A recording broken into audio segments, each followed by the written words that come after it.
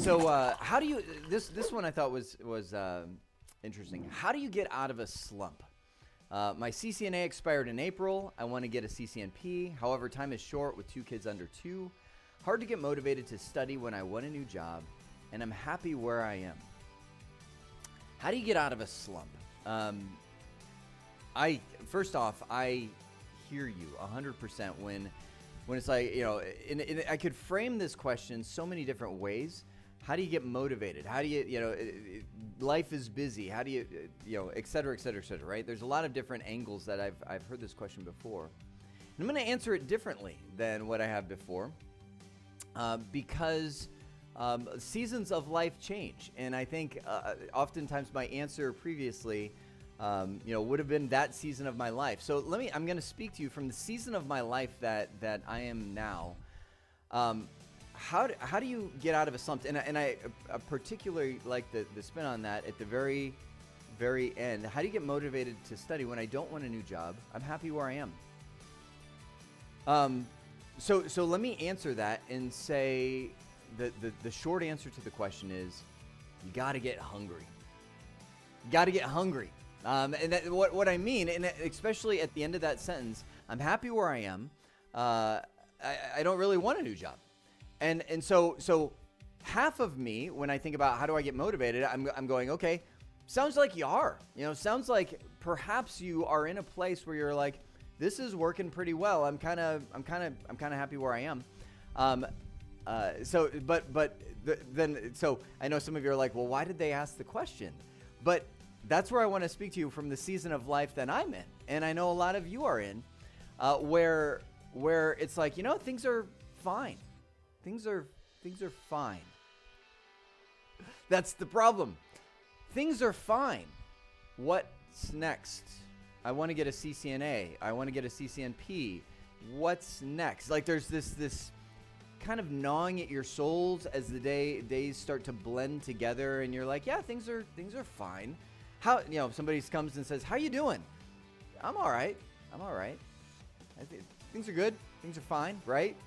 That's where that question came from. I recognize it. As soon as I read it, I was like, yep. And I've been there. And in a way, I am there. Where it's like, hey, finances are okay.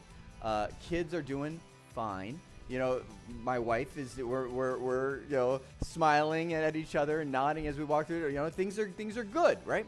But you want to be able to respond, things are freaking awesome. Like, oh man, let me tell you what happened yesterday, right? That's what's gnawing at your soul. And that's where I'll come back to how I started my answer to this. You got to get hungry. You got to get hungry for more than fine. And that hunger needs to keep going through the seasons of your life. Now, I have a feeling I haven't reached it yet. I'm not there. I have a feeling someday I'll get into a season of my life, and you will too, where you're like, you know what? I'm good. I'm done. I'm ready to kind of, I'll say, tame the hunger. Maybe you start mentoring other people. Maybe, I don't know what that looks like because I'm not there, right? But what I will say is while you're in this season of your life, or the person who asked that question, while they're in that season of their life, there needs to be a hunger there that gets them past the busyness, right? Right now, and let me speak from my perspective, and I hope it relates to you. But if not, maybe you can see an angle in there. Right now, I am suffering from what I call death by 1,000 paper cuts, meaning I'm running via a managed service provider. I'm building Viato, which is going to be an online learning library that complements Via. That, and again, more on that later.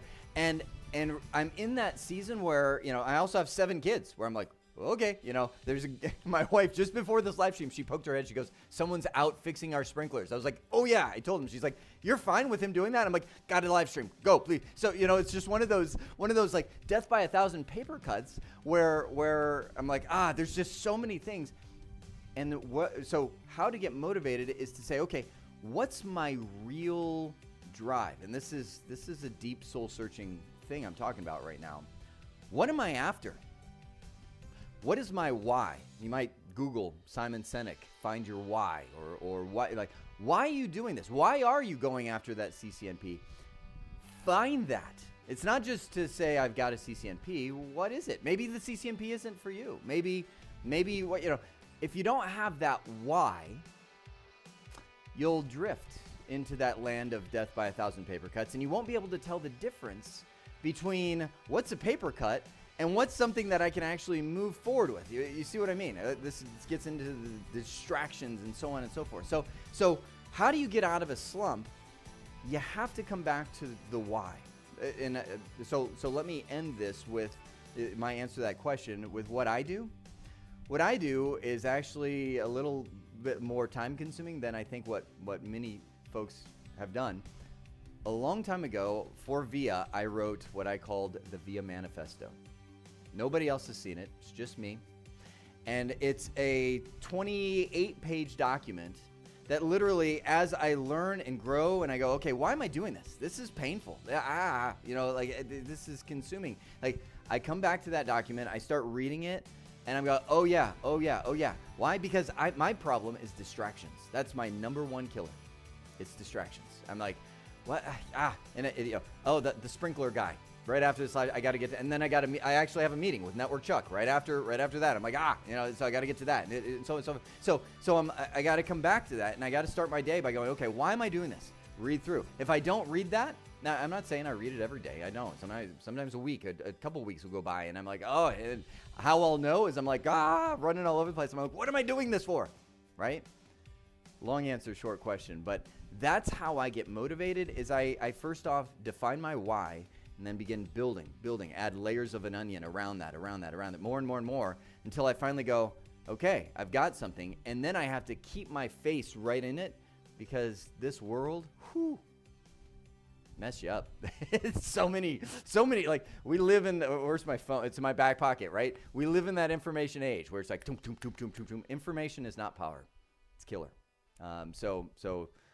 Great question. I wanted to start with that one.